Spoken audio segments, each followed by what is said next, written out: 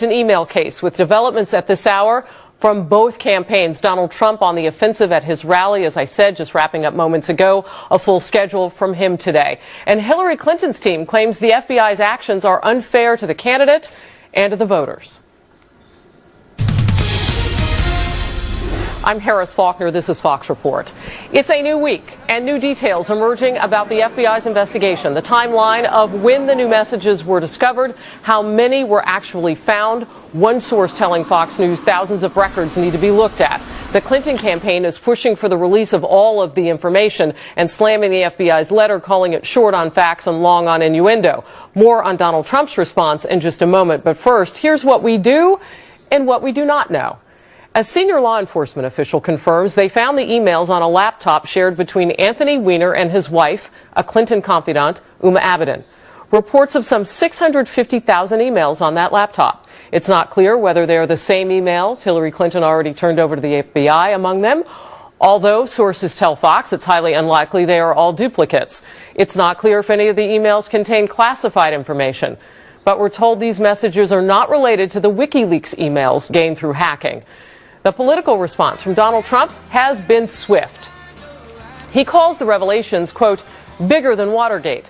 And he has repeatedly slammed Hillary Clinton on the campaign trail over all of this. We have Fox team coverage. Jennifer Griffin and Carl Cameron are following the Clinton and Trump campaigns, respectively. And starting now with Chief Intelligence Correspondent Catherine Herridge to round out our team coverage. And Catherine, I've just been talking about what's been happening on this Sunday. Add to it some warrants, kind of standard operating procedure, and now it's on. Well, that's right here. As a government source confirms to Fox News tonight that metadata on the Anthony Weiner computer has turned up positive hits for state.gov accounts as well as Clinton's emails, adding the numbers are, quote, astonishing. With the Wall Street Journal reporting tonight 650,000 emails are in play, and that's what led FBI Director James Comey to reboot the FBI email case. Fox News is told that a subpoena for Weiner's computer was issued in late September, and it took about a week for the computer to be provided. As agents began sifting through the records, they saw emails from Clinton aide Huma Abedin, Weiner's estranged wife, which did not seem surprising since both had access to the laptop. The team then got the necessary approvals to do a deeper dive on the metadata, and that's when the hits allegedly linked to Clinton were uncovered. As for this number of 650,000 records, a government official did not steer us away from that calculation, saying it will take weeks, if not months, to resolve this issue, and asked whether a warrant had been obtained. Fox was told that is standard procedure in a case like this, Harris. Well, we are hearing from some lawmakers on this. What are they saying? Well, today on the Sunday talk shows, Democrats and Republicans staked out their positions.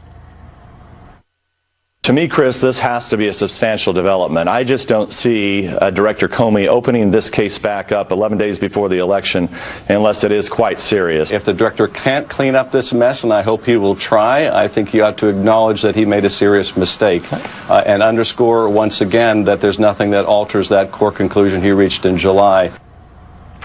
And there's increasing evidence tonight that FBI Director Comey and his deputy, Andrew McCabe, knew about the Weiner laptop and email weeks ago. Andrew McCabe, as you recall, is already under scrutiny because his wife was personally recruited by the Virginia governor, a longtime Clinton confidant, and she got $675,000 for her Virginia Senate race. The FBI said at the time it was not a conflict of interest, and Anthony Weiner has also denied sexting a minor in the original investigation, Harris. Wow, so much to unpack there, but what I just heard you say about the fact that they knew about this weeks ago, this has been kind of cooking along on this Sunday, and now some things being confirmed with all of this. I wonder what they were doing in those weeks that they knew about this. Do we know?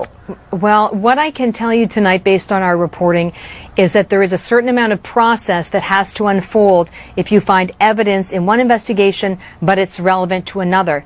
But if you put that to one side, increasingly we are receiving calls from current and former FBI agents who talk about open conflict within the Bureau over the July announcement from the FBI director and then now the announcement that he's reopening the case. It is highly unusual to see so many leaks, I would argue strategic leaks, in an effort to undermine the FBI leadership, Harris. Catherine, thank you very much. Our team coverage continues now with Jennifer Griffin in Miami, Hillary Clinton campaigning in Florida on this weekend and telling supporters the timing of the FBI's letter about this is very strange. And Jennifer, Democrats like Senator Harry Reid of Nevada are accusing the FBI director of having perhaps broken the law. They don't like what's happening so close to the election.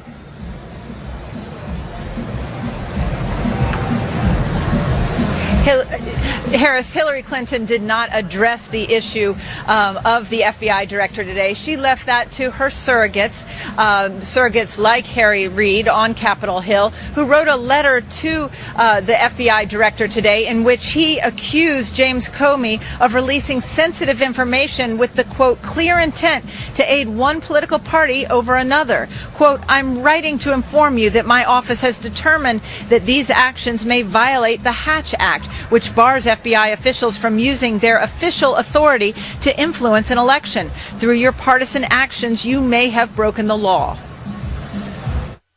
We are calling on the FBI, look, now that you've thrown this kind of question mark letter out and already had to backtrack, you ought to put all the details out for the American public to see instead of doing this kind of, big question mark right before the election. Campaign manager Robbie Mook put out an advertisement today in which he tried to address voters directly. Here's what he said.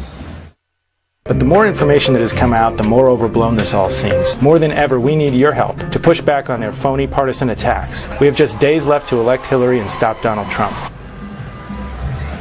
They're taking their message straight to the voters, Harris. They are very concerned with just 9 days to go. Harris? Yeah, I'm curious as to how long she can actually avoid talking about this on the campaign trail. That will be interesting to watch. In the meantime, what is she talking about? Well, remember, she did talk about it yesterday and the day before when it broke. Here in Florida, however, she chose not to talk about it today. Today's the day that Democrats call souls to the polls. She was trying to get out the vote, especially among the African-American community here in Florida, where polls show her and Donald Trump in a dead heat. She spoke to a Baptist church and she visited a soul kitchen. African-American voters have not shown the enthusiasm here that they did in 2012. She did not speak, as we mentioned, about the FBI director, but she did attack Donald Trump.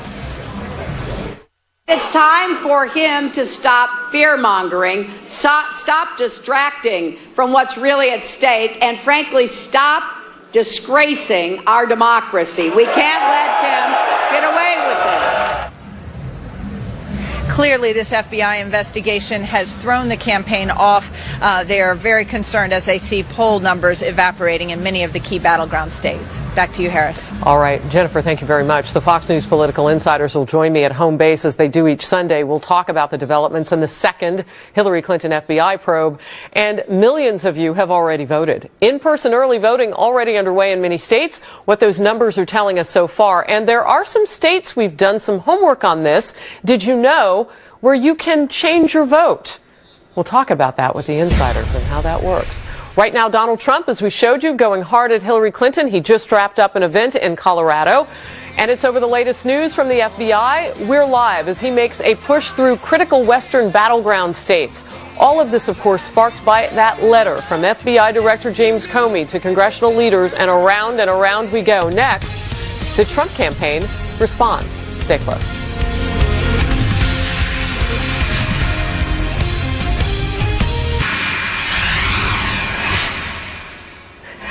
Donald Trump in Nevada and Colorado late today, and he's sweeping through western states. And will also be stopping in New Mexico, we're told. Chief political correspondent Carl Cameron is live in Greeley, Colorado. And we showed at the top of the hour that Donald Trump had left the stage just a few minutes ago, Carl. Yeah, he gave about an hour-long speech. He's been using the teleprompter, sticking to it for the most part, occasional ad-libs, and going after a whole series of sort of closing arguments. The last week and a half is always fairly routine for the speeches, and what Trump has been doing most effectively is adding the little tidbits that are leaking out about the extended investigation of Hillary Clinton's email server. He started his day with church. He had a big rally in Las Vegas. He just wrapped up one here in Greeley, about 50 miles due north of Denver.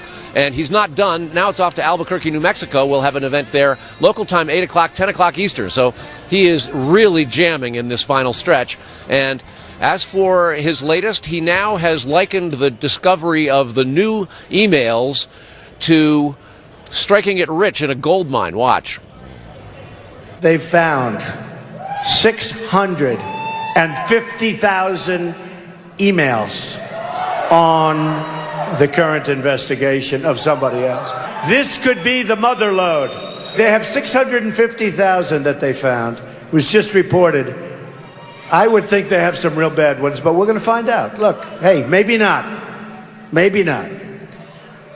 No doubt in the next 9 days, Hillary and her special interests will say and do something to detract from her crime and to distract.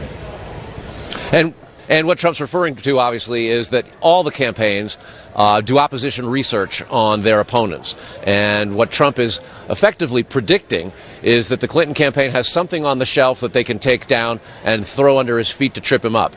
It is unlikely that they will be able to come up with anything that could match what's been going on for the last couple of days because of this. 3 days ago, Donald Trump and Mike Pence were routinely criticizing the FBI as well as the Department of Justice and accusing them of essentially covering up and rigging the system so that Hillary Clinton would never be fully prosecuted. They're still angry at the Department of Justice, which has tried to stop what Comey did, but where Jim Comey, the FBI director, is concerned now, he's become the Trump campaign's hero. Harris? Wow, you know, it's so interesting. You've got Harry Reid, Senator Harry Reid, Democrat, calling Comey a partisan in all of this. He really can't win in all of this, but putting him aside, I was watching Donald Trump, and you're right, I mean, the teleprompter, very focused. Are you seeing this on the stump more and more from him? I see the crowds, oh, yeah. and they're used to, you know, however he wants to be, but he seems to be more focused. And it really was this announcement by Comey that seemed to zero him in. He's been markedly more disciplined. He's recognizing that he can't just bash Hillary Clinton. He also wants to offer up positive notes. And one of the things that he talked today about, that he wants to be positive. He wants to talk about his policies. He wants to talk about how he's the change agent and give people a reason to vote for him. At the same time, he doesn't have to do opposition research. It looks like the FBI is doing it for him. Wow. Carl Cameron, thank you very much. Good to see you.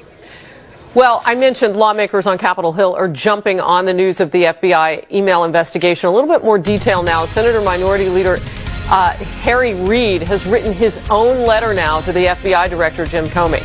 And he's calling Comey partisan and says he may have violated the Hatch Act, which bars FBI officials from using any of their official authority so close to an election. We'll dig deeper.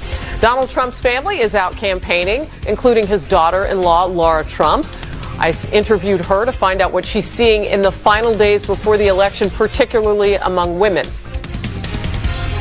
I think women are seeing through the smoke screen that the media has tried to put up for far too long.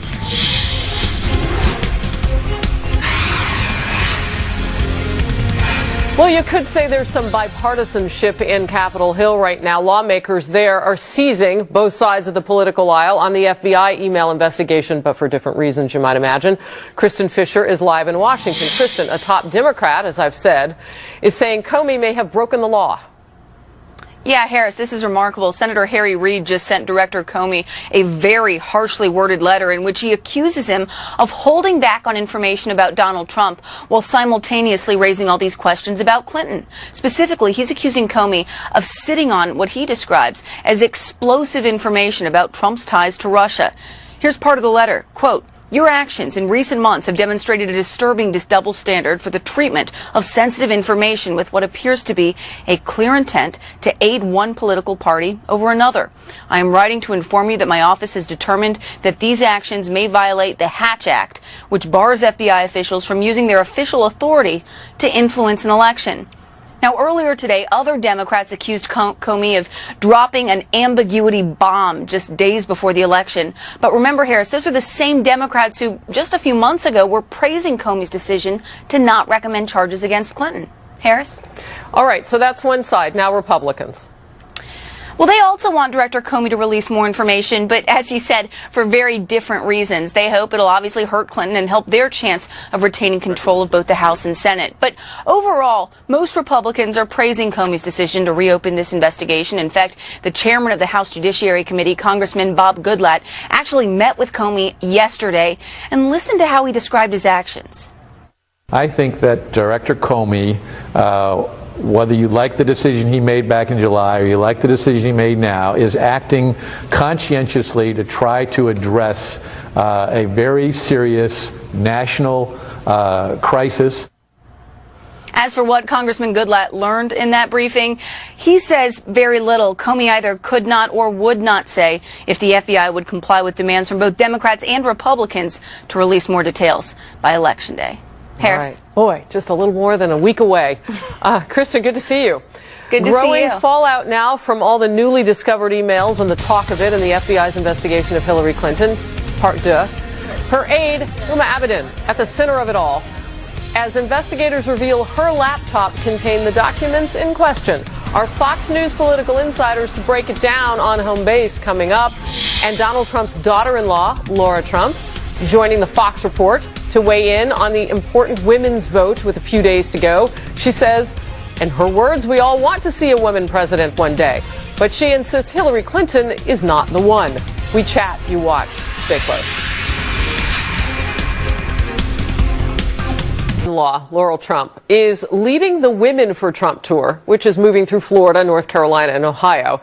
She acknowledges that they have some work to do. But today they are feeling more and more like there's some wind at their backs. I asked specifically about the headwind of a 20-point deficit in recent ABC News polling showing that Clinton was ahead of Trump among women.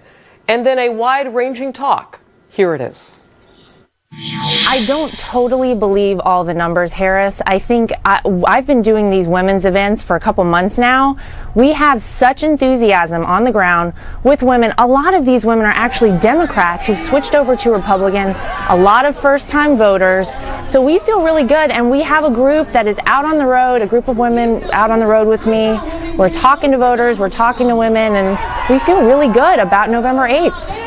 What message this late in the game as we head into Election Day has the candidate shared with you, your father-in-law, about what he wants you to say to women on the trail? He really hasn't been very specific with me. He knows that I know him as a person, and that's really what I want to share. It's very authentic, it's very honest.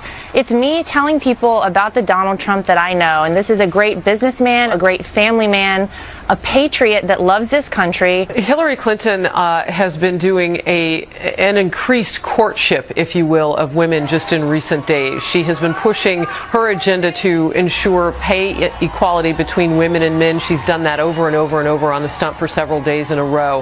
What do you think is the message from Donald Trump that would have kind of the equal resonance with women? Well, it's interesting that Hillary Clinton would be preaching that message because as we see with the Clinton Foundation, women executives in the Clinton Foundation actually make less money than their male counterparts. Donald Trump is a man that has always paid all of his employees equally, men and women alike. He actually has more female executives than male executives in the Trump organization. So this is a man that puts into practice what he preaches. He's been doing it his whole life, and all you have to do is look at the way he's run his business to see how he thinks women should be treated. When you talk with women out there, what are you seeing in terms of intensity of votership? Well, I think women are more enthusiastic than ever to vote, and I have women come up to me all the time saying, we know one day we will see a woman be president of this country. We cannot let that woman be Hillary Clinton. You know, we can do so much better as a country. As women, we can do so much better. We want someone we can be proud of. And I think that what we've seen, Harris, with all of these WikiLeaks emails coming out, we see the true person that we've all known kind of is behind the scenes with Hillary Clinton. I think women are seeing through the smoke screen that the media has tried to put up for far too long. They understand that this is a woman who only cares about herself, who really does not have the best interests of the American people at heart. Some of the candidates' own words have created a hot water situation more often than not. How are you dealing with that on the ground? We see one little bite get taken out of an otherwise great rally or great interview by my father-in-law, and it's been happening the whole process, and people have caught on to it, and they realize that the main message is still there. National security, jobs, and the economy. And these are things that have been the focus of the campaign and need to be the focus of the country. So despite the fact that everybody always tries to twist words and it has gotten nasty on both ends, I think that the American people, when they get in the voting booth on November 8th, are going to remember Donald Trump's message. They're going to know that this is the man that has their best interest at heart, that wants real change for this country. All right, I want to to share some numbers with you in Florida in particular, because I know you did the tour there just a few days ago. So the exit polls in 2012 showed that 55% in that general election of the voters were female, 45 were men. But here's the trend I want to tell you about. So previously in 2008, it was just 53%. So there are a growing number of women who are being, I don't know if they're motivated or what it is, but you're seeing it out on the trail. And the crowds consistently with the Trump campaign have been healthy crowds. So tell me about some of the women that you're meeting. This past week, I was lucky enough to visit a Vietnamese community in Virginia, as well as go to a Hindu temple. We have women from all walks of life, all socioeconomic backgrounds, coming to our events, really energized about voting for Donald Trump. And I think across the board, we're seeing that. The enthusiasm that Americans have for my father-in-law is unlike anything that any of us have ever seen in any election before. And you can't dispute that, Harrison. You just mentioned it. We get tens of thousands of people at Donald Trump rallies consistently, sometimes 3 times a day these rallies are being held. It's truly incredible to see the enthusiasm out there. You know, I'm curious, and I have been for some time because of the size of the crowds, if there is a mechanism within the Trump campaign that checks to see if these are in fact registered voters. Because otherwise, these are missed opportunities, I would think. And this late in the game, those are the people that you want at the rallies. At all the rallies, we have consistently had opportunities for voters to register to vote as they're leaving the rallies. So we want to make sure, you're exactly right, that these voters are getting in the voting booth and casting a ballot for Donald Trump. Do you think, Laura, that there are any areas where particularly really only women can make the argument for any candidate? And in this race, having a woman across the political aisle, it wouldn't be the case for her. But for your father-in-law, do you think that maybe is the role now for women for Trump? I'm just wondering how you see yourselves. And as far as my father-in-law goes, you know, a lot gets thrown his way, and I do think it's nice to have a female voice, someone who knows him, who's known him for a long time and knows truly the man that he is, to speak to people and tell them about the man that I know. And I can tell you that people are always very pleased to hear what I have to say, and I feel honored to be able to share that with them. Before I let you go, I want to get maybe a behind-the-scenes look, if you will, of what it's like to be a woman on the Trump campaign. And you know, it gets a little dicey when certain tapes are released and lewd comments are made by your father-in-law. How does that play behind the scenes, and how do you guys get right back up and say, okay, here's the mission? It's a distraction. All of these things that are coming out, they're very calculated, and as we see now in emails released, you know, from Hillary Clinton's camp, these have all been planned for quite some time, and I don't think anyone finds that to be a surprise. But the reality is, we are very focused on the task at hand, which is making sure that our country gets back on the right track. And you know, you got to get up, you got to dust yourself off and get out there to fight another day, and that's what we do. The Fox News Political Insiders are next. Remember, we love it when you tune in and chime in, so pick up those small screens or tablets or whatever you got going on. Hit us up on our Fox News social pages, Twitter and Facebook, and I'm going to talk to you right now on the break. Stay with us.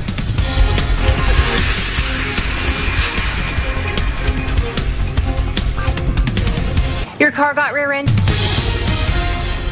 If you know anybody who's thinking about voting for Trump, you've got to stage an intervention.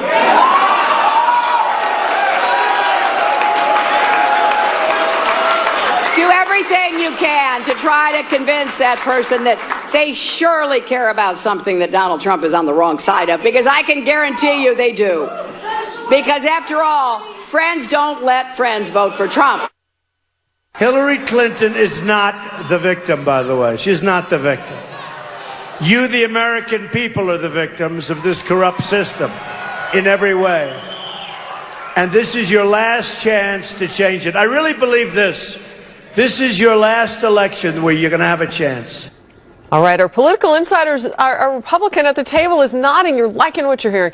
Let's bring in our Fox News political insiders. John LeBoutillier, a former field director for President Ford in the 1976 campaign, who also held office as a Republican congressman here for New York. Pat Goodell in the middle, strategic advisor to President Jimmy Carter and a Fox News contributor. And Doug Schoen, former strategic advisor to President Bill Clinton, 6 years in the White House doing that job. He's now a Fox News contributor. John, I have not seen you this gleeful. Oh, I don't know, since you got your 8th cat.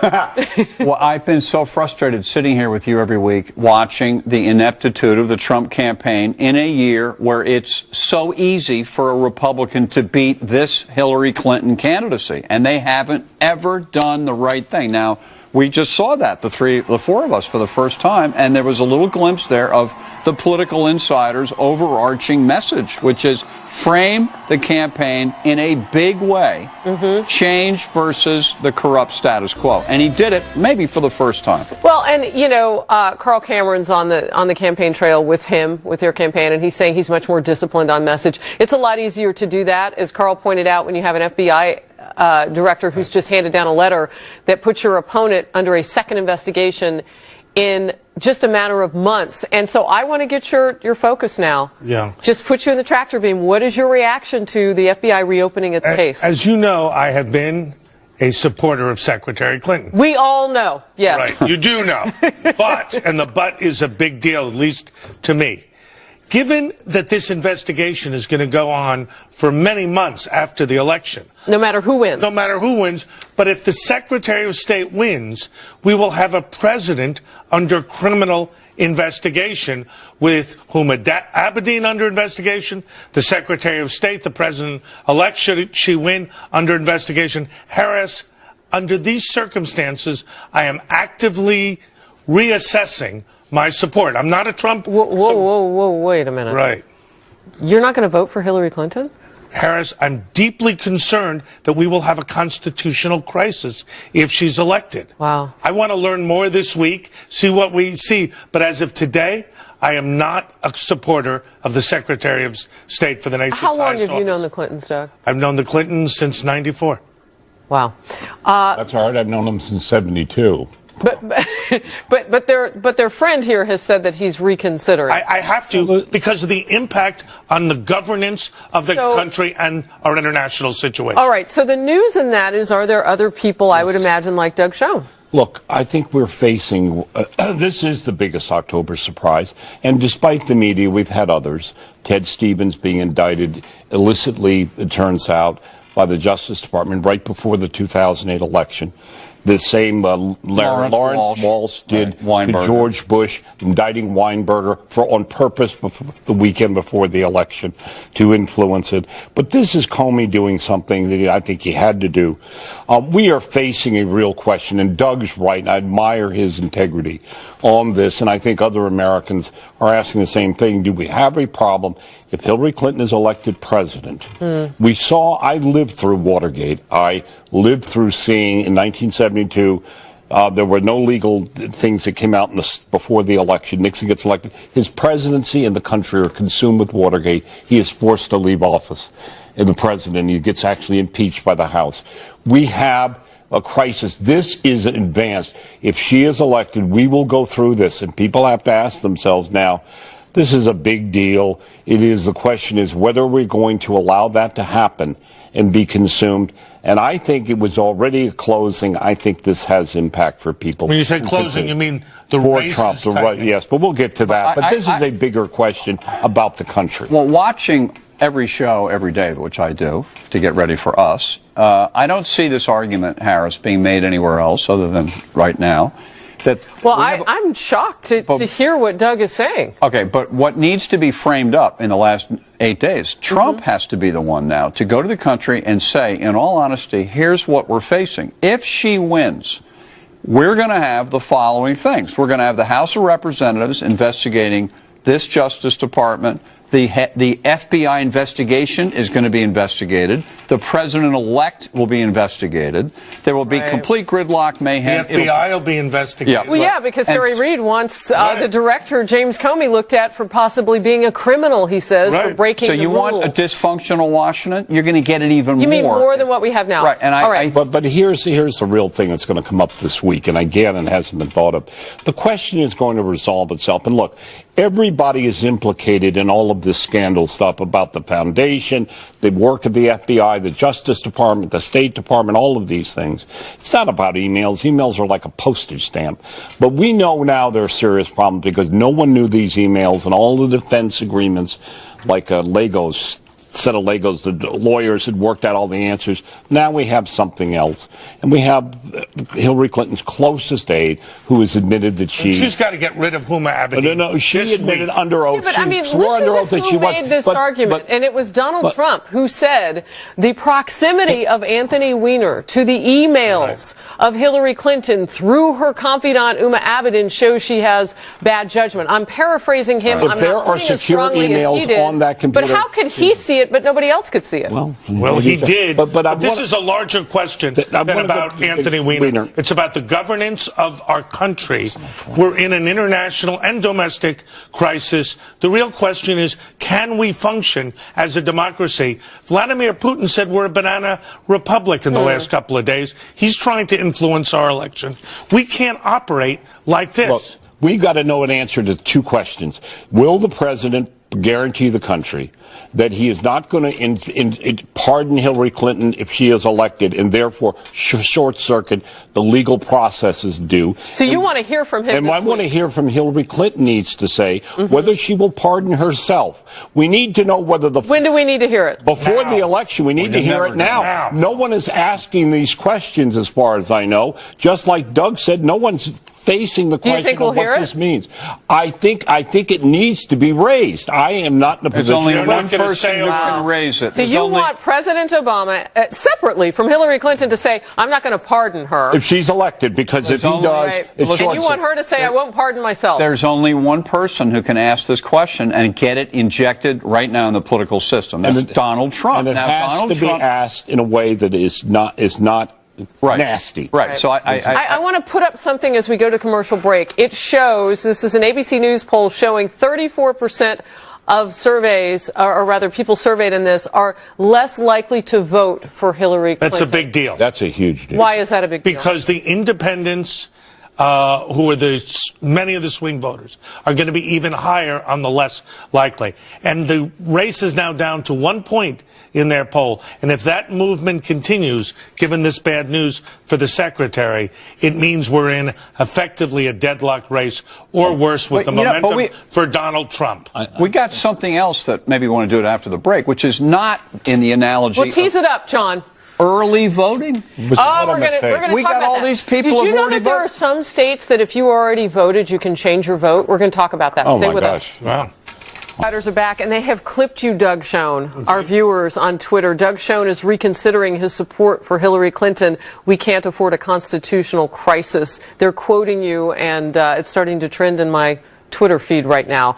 A lot of people are saying that you're asking the questions that nobody else is asking, and you're saying that they're questions that Donald Trump should be asking. I think this. We got 8 days left. I think really what he ought to do, he's got plenty of money in the campaign. You ought to buy a half an hour of live national primetime TV, which you can do.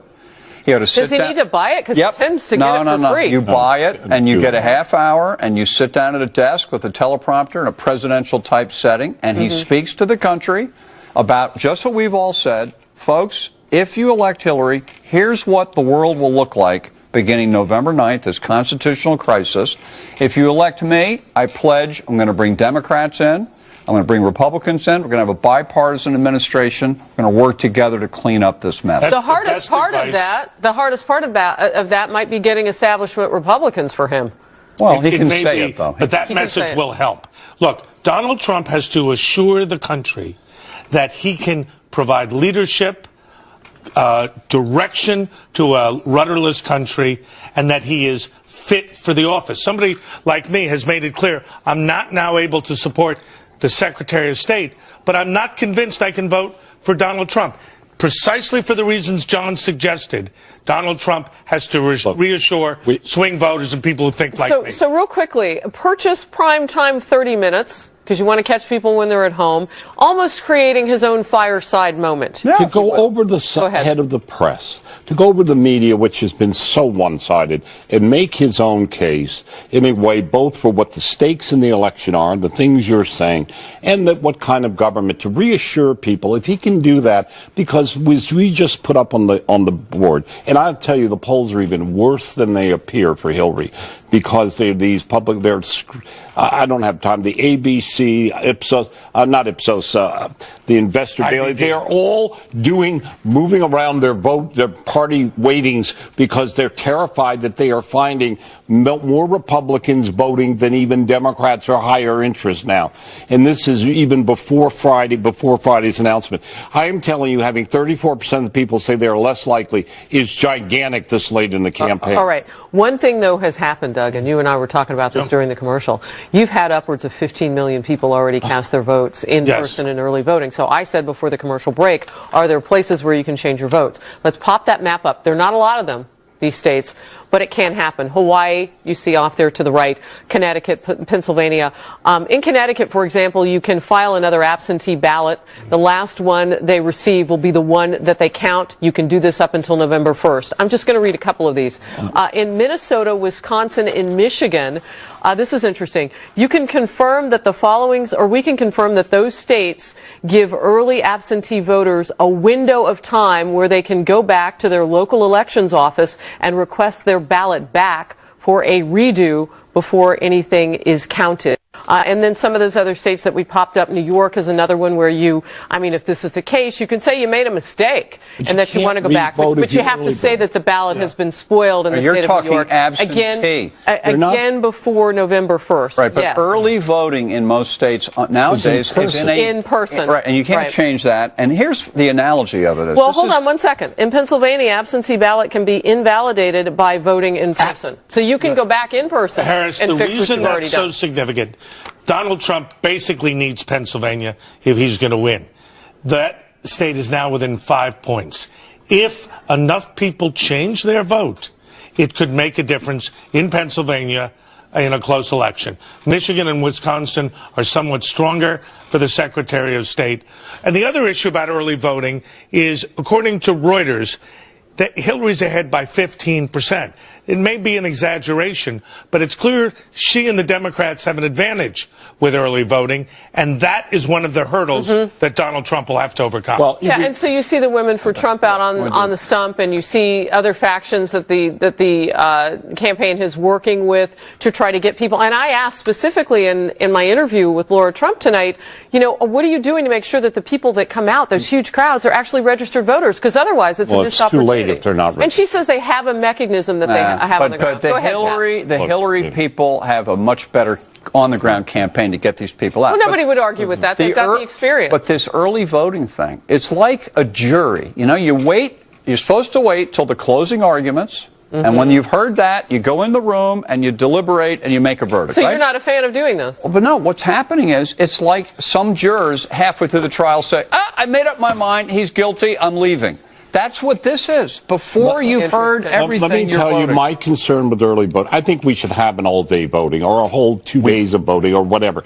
But the point is to have early voting a month starting early before the thing is closed. We're supposed to have an election day. It's supposed to culminate. This is, again, another reform with unintended consequences that nobody bothered to think through, and it has been bothering me for a long time. In this election, we will see it. Those people who have voted in person, who now say, "Oh my God, I wouldn't have done that," they're gone. She could win by that margin. That does go to the person who has the tightest ground game, because they would have been getting out. And you know what? You're going to see Hillary's ground game accelerate in minority areas. This week. We're already seeing it. Yeah. And the Latino vote is. But I think and she's dancing. She wants like a national dance